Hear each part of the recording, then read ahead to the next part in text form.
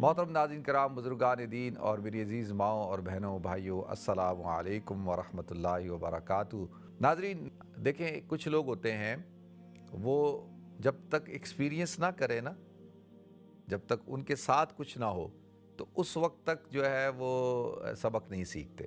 لیکن کچھ عقل مند لوگ ہوتے ہیں، وہ دوسروں کے تجربے سے، دوسروں کے ساتھ کوئی واقعہ ہوتا ہے تو وہ اسی سے سبق سیکھ لیتے ہیں۔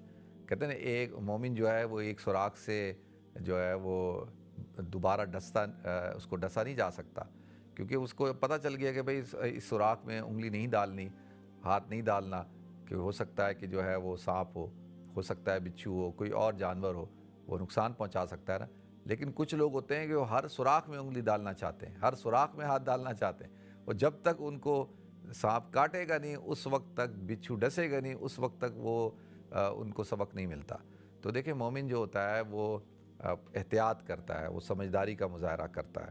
تو میں تو کبھی حیران ہوتا ہوں، میں خود، ہم سب اس میں شامل ہو چکے ہیں، یہ کوئی ایسا نہیں ہے، ہم سب کا یہ حال ہے کہ آج سے اگر 15 سال پہلے آپ اٹھا لیں تو 15-20 سال پہلے تو موبائل فون ہونا بڑی بات ہوتی تھی، اور 25-30 سال پہلے تو موبائل فون ہوتا ہی نہیں تھا، اور بڑا وہ کوئی سیٹلائٹ فون ہو تو کیسے زندگی چل رہی تھی نا؟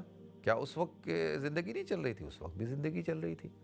فون ہونا ہی بہت بڑی بات ہوتی تھی، گھروں میں فون ہوتا تھا، اور آپ جو ہے وہ پبلک، یہاں پہ لنڈن میں دیکھیں نا، ابھی بھی کئی جگہ پہ وہ بوتھ لگے ہوئے ہیں، تو آپ اس میں پیسے ڈال کے گھر فون کرتے تھے یا کوئی بات کرتے تھے۔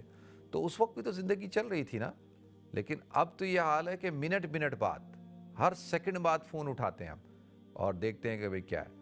تو اب ٹھیک ہے، اب ذرا دنیا تبدیل ہو چکی ہے، اور صحیح بات ہے کہ اب اس کے بغیر گزارا بھی نہیں ہے۔ تو اب ہمیں اپنی چیزوں کی احتیاط کرنا بھی چاہیے، اپنی چیزوں کی حفاظت بھی کرنی چاہیے، اور اپنی جان مال کی حفاظت تو سب سے پہلے کرنی چاہیے۔ تو یہ جو عام طور پر جو ابھی آپ کہہ رہی ہیں نا کہ آپ نے یہ پکا عزم کر لیا ہے، تو دیکھیں، ایک تو یہ ہے کہ آج کل یہ بھی ایک بہت بڑی ایڈکشن ہے، اور اس سے بھی اپنے آپ کو ہمیں بچانا چاہیے، اور کوشش کرنی چاہیے کہ بھائی ہر بری عادت جو آپ کو ڈسٹرب کرے، وہ عادت، اس عادت کو چھوڑ دینا چاہیے، اس سے بچنا چاہیے۔ اچھا، پھر بات ہو رہی تھی نا کہ بھئی اس سال کے اندر، پھر دیکھیں، میں اکثر دیکھتا ہوں، اپنے ارد گرد بھی دیکھتا ہوں، اور اپنی فیملی میں بھی دیکھتا ہوں، دوست احباب میں بھی دیکھتا ہوں جن سے پرانا تعلق ہے، ہمارا جو انٹلیکچوئل لیول ہے وہ بڑھ نہیں رہا۔ وہ کیسے بڑھے گا؟ دیکھیں نا، آپ عمر بڑھ رہی ہے تو عمر کے بڑھنے کے ساتھ ساتھ تو انسان کے اندر قابلیت بھی بڑھنی چاہیے نا، علم بھی بڑھنا چاہیے۔ پہلے آپ نے کیا ارادہ کیا ہے؟ سوچا ہے کہ بھئی ہمارے اندر کوئی ایسی کوالٹی پیدا ہونی چاہیے، صفات پیدا ہونی چاہیے؟ تو اس کی بنیادی وجہ یہ ہے کہ میں نے دیکھا ہے کہ ہمارا جو میجورٹی طبقہ ہے وہ جو تعمیری چیزیں ہیں، تعمیری مصروفیات میں وہ اپنے آپ کو مشغول نہیں کرتا۔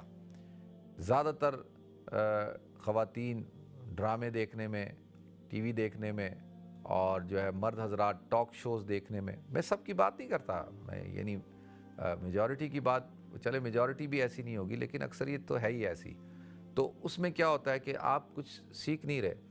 تو آدمی اگر یہ کہے کہ بھئی میں روزانہ کی بنیاد پہ قرآن کی تلاوت کروں گا، ایک آیت پڑھوں گا، اس کا ترجمہ پڑھوں گا، اس کو یاد کروں گا، تو آپ مجھے بتائیں ایک سال میں انسان کتنا قرآن یاد کر سکتا ہے، کتنا اس کو علم مل سکتا ہے۔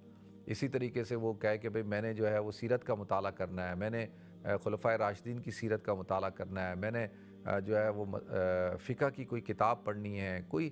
تو دیکھیں، کتاب جب تک آپ نہیں پڑھیں گے، قرآن جب تک نہیں پڑھیں گے، آپ احادیث نہیں پڑھیں گے، سیرت کی کتابیں نہیں پڑھیں گے، تو اس وقت تک تو پھر آپ کا انٹلیکچوئل لیول کیسے اوپر جائے گا؟ تو یہ بھی بہت ضروری ہے، ہمیں کچھ وقت جو ہے وہ پڑھنے پڑھانے میں بھی لگانا چاہیے۔ اللہ تعالی ہم سب کو عمل کرنے کی توفیق عطا فرمائے، اور وآخر دعوانا ان الحمد للہ رب العالمین۔